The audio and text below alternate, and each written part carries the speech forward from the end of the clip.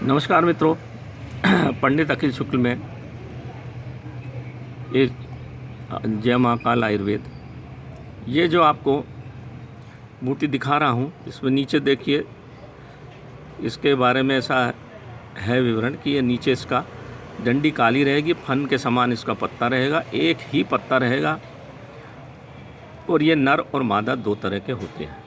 ये नर है, नर का पारद बंधन में उपयोग होता है। मैं अब आपको बता दूं, आदिवासी लोग इसको बोलते हैं घोड़ा टाप बोल देते हैं या बजरंग बूटी बोल देते हैं, क्योंकि इसे घोड़े के खुर के जैसा दिख रहा है ना, इसलिए इसको घोड़ा टाप बोल देते हैं। वैसे आयुर्वेद में घोड़ा टाप दूसरा होता है, पर वो इसको बोलते हैं। हमको उनकी भाषा का और उनके ज्ञान का सम्मान करना पड़ता, तब वो हमारे पक्ष में आते हैं। ज़रा सी भी इधर उधर कर दी तो फिर वो बिदक जाते हैं। इसलिए आदिवासी के साथ आदिवासी ही बनना पड़ता है मित्रों। मैंने 39 साल जिया हूँ इनके साथ, तब कुछ प्राप्त हुआ। दूसरी बात बता दूँ, इसको बजरंग बूटी इसलिए बोलते हैं, ऐसा मानते हैं कि इसके कंद को बजरंगबली ले गए थे और रामचंद्र जी को जो तीर लगा था, तो इसके कंद को लगा देने से तीर बाहर निकल गया था, इसलिए वो इसको बजरंग बूटी बोलते हैं। वास्तव में इसका नाम जो है आयुर्वेद में कहीं नहीं मिलेगा। आबूर्द, जो आपका आबू कल्प जो है, आबूर्द कल्प, जिसको आबूर्द कल्प बोलते थे, आबू पर्वत के ऊपर बहुत सारे जैन साधु संतों ने, बौद्ध साधु संतों ने, माफ़ करना, तपस्या की। वो हिमालय का छोटा भाई है। दूसरी बात, हिमालय से भी ज़्यादा जड़ी बूटियाँ उसमें है, मैं ऐसा मानता हूँ। मैं घूमा हूँ उसमें, मैं ट्रेनिंग पीरियड में भी हमको वहाँ ले गए थे। ये एक ऐसा पर्वत है जिसमें आपको राजस्थान से लगा के हिमालय तक का पूरी जड़ी बूटियाँ मिल जाती हैं। नीचे बिल्कुल आप देखिए राजस्थान है, रेत, और जैसे जैसे आप ऊपर चले जाएंगे, ऊपर पहुँचेंगे, तो आपको बिल्कुल ठंडा, और ठंड के दिनों में वहाँ बर्फ़ भी जमती है। तो पूरा भारत दर्शन वहाँ हो जाता है। इसलिए वहाँ बौद्ध संतों ने काफ़ी कुछ तप किया है, वहाँ काफ़ी जड़ी बूटियाँ हैं।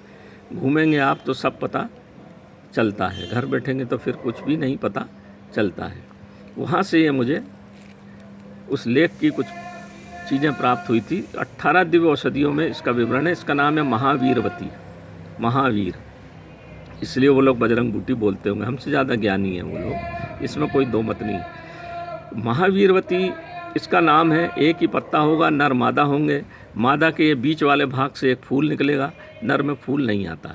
मैंने अभी इसको लाके अपने गमले में लगा दिया है, भगवान चाहेगा तो फल फूलेगा।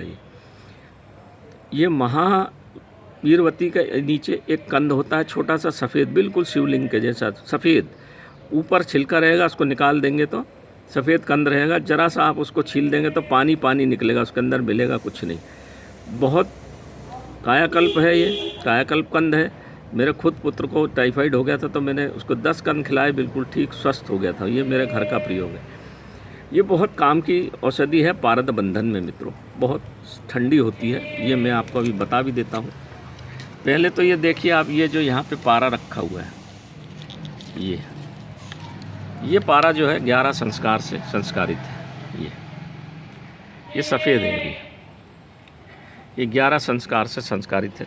थोड़ा धूप में देखेंगे तो अच्छा समझ में आएगा। ये इसके बाद फिर हम इसमें 7 औषधियाँ और मिलाते हैं, जिसमें खास करके रुद्रवंती, पीली रुद्रवंती, नक्षिकनी, आपका स्वर्णक्षीरी, और सफ़ेद पुष्प की कंटकारी जो ज़मीन पे फैलती, जिसका पुष्प भी सफ़ेद होता है, पुंकेसर भी सफ़ेद होता है। तो ये इस तरह से पीले कलर की हो जाती है। मतलब उसमें सफ़ेद कंटकारी को बोलते हैं, उसमें देवी का वास है मित्रों। सिहनी भी बोलते हैं उसको, सिहनी। उसके नीचे दीपक जलाओ ऐसा बोलते हैं, तो दिया कभी ख़त्म नहीं होता। तो उसमें इस तरह के प्रभाव आ जाएं, देवी स्वरूप भी पार्वती भी आ जाए, शंकर भगवान तो हैं ही, शिव हैं ही आपके पारद, जब एक रूप हो जाए, एक जैसे दिव्य हो जाए, तब इनका प्रभाव फिर बहुत बढ़िया बनता है।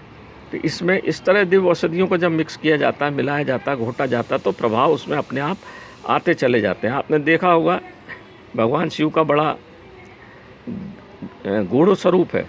बीच वाला भाग त्रिशूल का देखो आप ऊंचा रहता है, दोनों साइड छोटे रहते हैं, मतलब वो बीच के मध्य में है, ना इधर है ना उधर, ना नारी ना नर, ना आदि ना अंत। तो शिव स्वरूप लाने के लिए इन औषधियों का प्रयोग करना आवश्यक है, तब उसमें दिव्यता आके कोई चीज़ बनती है। ये गाढ़ा भी हो गया है। इसके बाद जो हमारा आखिरी संस्कार जो हम कर देते हैं वो इसके कंद से किया मैंने। ये देखिए, ये रखी हुई है गुटका। अभी ये मुश्किल से 2 घंटे आप घोटते हैं, पारा इस तरह जम जाता है।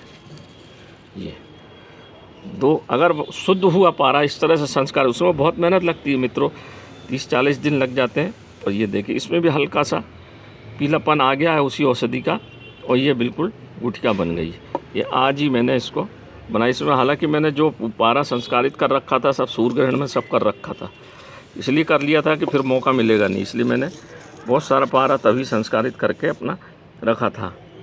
ये देखिए, ये अब ये गुटका ये मात्र 2 से ढाई घंटे में जम गया और बढ़िया इसकी गुटका बन गई। इसमें कोई केमिकल नहीं है, कुछ नहीं है, सिर्फ इस महावीरवती का कमाल है मित्रों। मैंने आपको बता दिया, आप प्रयास करिए, आबू पर्वत पर ढूंढेंगे तो मिल जाएगी, पर ऐसे संस्कार पूरे आप 18 करके इसको घोट दीजिए।